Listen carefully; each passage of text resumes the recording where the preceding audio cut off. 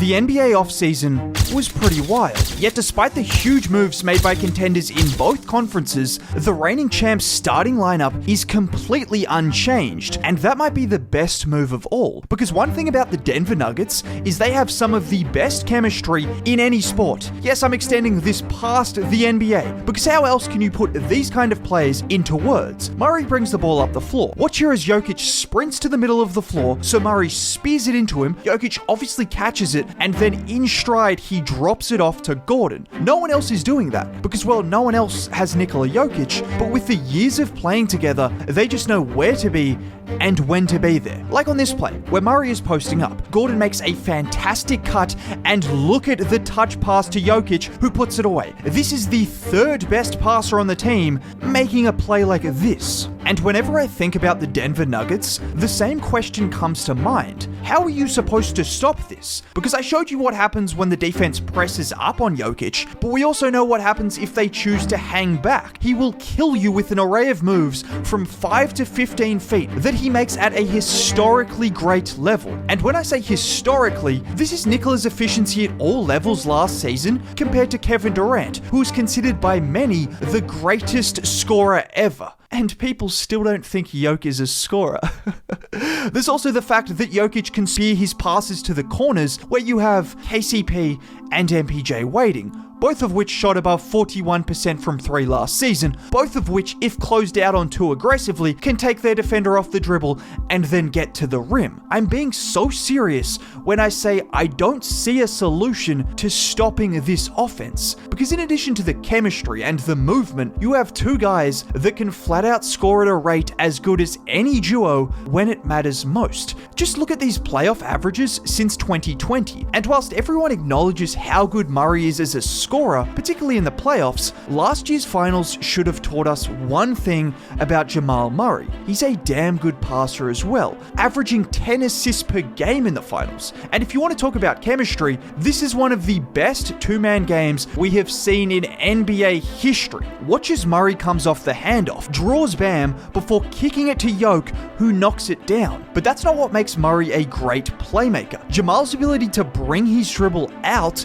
to draw the opposition big man in the pick and roll is truly special. Just watch any of these plays from Game 3 and you'll see that Jamal very intentionally attacks the space presented before at the last second creating the perfect angle to give the opposition center no chance to get in the picture and contest Jokic. It also helps that Jokic can shoot from literally anywhere on the floor, but don't underestimate Jamal's ability to create the right angles to make Jokic's job just that bit easier. Jamal's also capable of pushing the pace, like these pair of assists to KCP in transition, where he lasers it to him in the corner. In general, the Nuggets are an elite fast break team, because you have guys like Murray, KCP, and MPJ who shoot the lights out in transition, with Jokic often orchestrating the break, and AG a lob threat from the moment Jokic steps foot past half court. Offensively, this team has it all. Now, I've mentioned the chemistry and talent on this team, but you know what else Denver has? They have two guys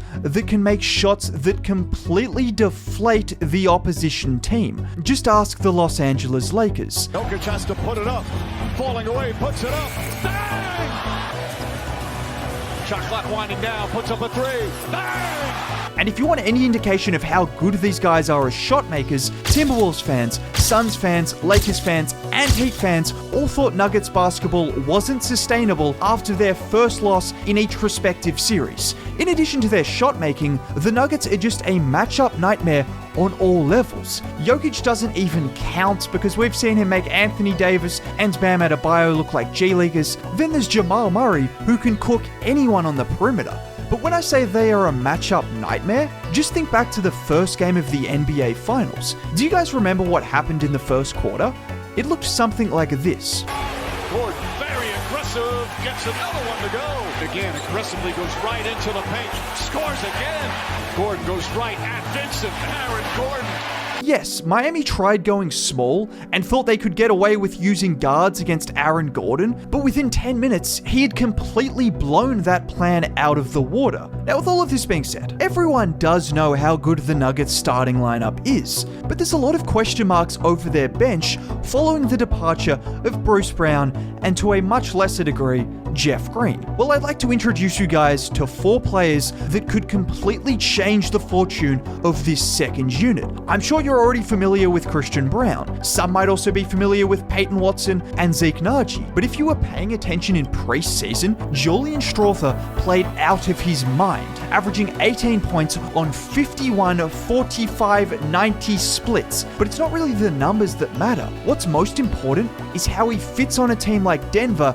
and if preseason is any indication, he's got the perfect combination of skill and IQ. And I say that because he already knows what you have to do whenever Jokic has the ball. That's cut to the rim, like here where he gives it up to Jokic, and look at this sharp change of direction to get rid of LaVine before taking the ball in stride and having the ability to finish. Or again, where Jokic has the ball out top. Julian moves as if he's opting for a handoff before cutting back door. This is the IQ difference of an older rookie. He just knows when to make those kind of cuts. Oh, and in addition to moving well off the ball on both ends of the floor, he's also capable of creating his own shot. Just look at this play, where he gets the ball off the catch, a quick jab into a step-back crossover, and it's butter, which is just one of many plays in which he flashed star potential. And this might seem like a redundant skill on a team with Denver's offensive talent, but in stints without Jokic and Murray, he's going to be asked to create his own shot, and for him to be this advanced so early in the season suggests it might not be too much to ask of him. The other 3 main names off the bench, well, including Justin Holiday,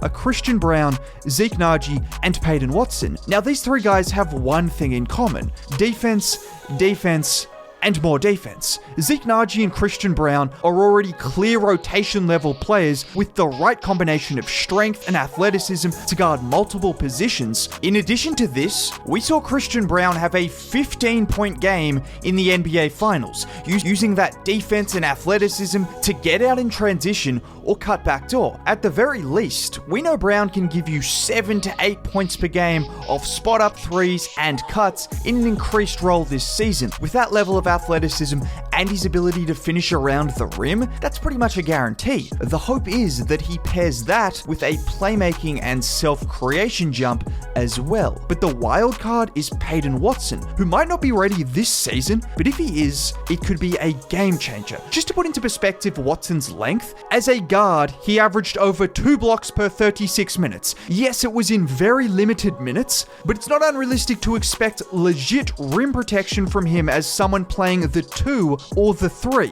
Just watch what he did to the Golden State Warriors, and in particular Steph Curry, where he blocked his shot not once, not twice, but 3 times in the same game. I don't know if there's a better endorsement of his potential than that. Anyways, if you did make it all the way to the end of the video, you might as well drop a like, subscribe to the channel for more. Have a great day. Bye.